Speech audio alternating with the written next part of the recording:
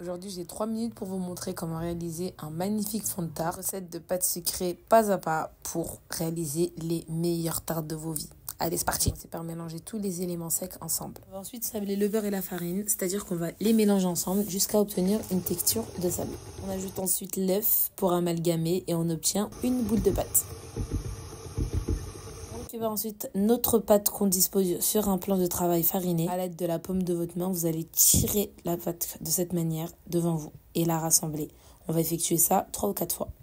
On boule ensuite le tout et on va disposer ce petit pâton qu'on va aplatir légèrement et disposer entre 2 feuilles de papier sulfuré. À l'aide de votre rouleau, vous allez l'aplatir un petit peu plus et vous allez la disposer au frigo au moins 2 heures.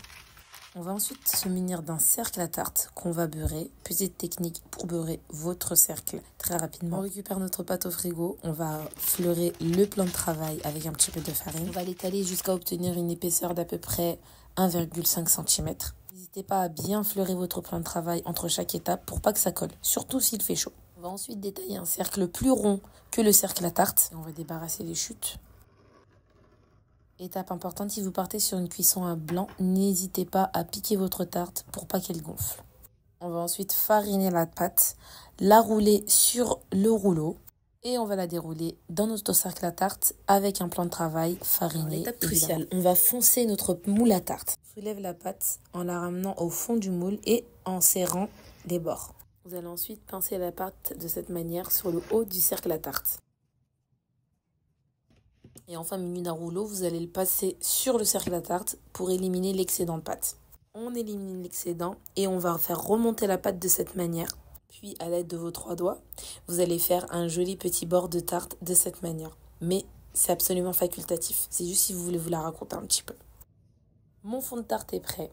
Je ne l'utilise pas tout de suite. Je peux la laisser au frigo. Sinon, on va passer à la cuisson. Veillez à ce que vous ayez bien foncé la tarte, que vous ayez bien des angles droits, comme sur la vidéo. Pour les fonds de tartelettes, c'est la même technique. Vous pouvez foncer votre pâte de la même manière. Pour les bords, vous aurez juste à retirer l'excédent de pâte à l'aide d'un couteau.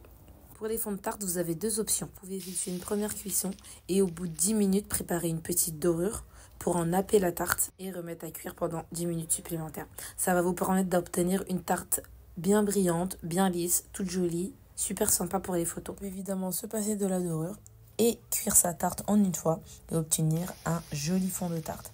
Ici, la tarte avec la dorure, bien brillante, mignonne, dorée, bronzée. Et la version sans dorure qui fait très très bien l'affaire. C'est d'ailleurs ce que j'utilise dans mes vidéos. Et voilà, à vous de jouer pour réaliser vos meilleures tartes.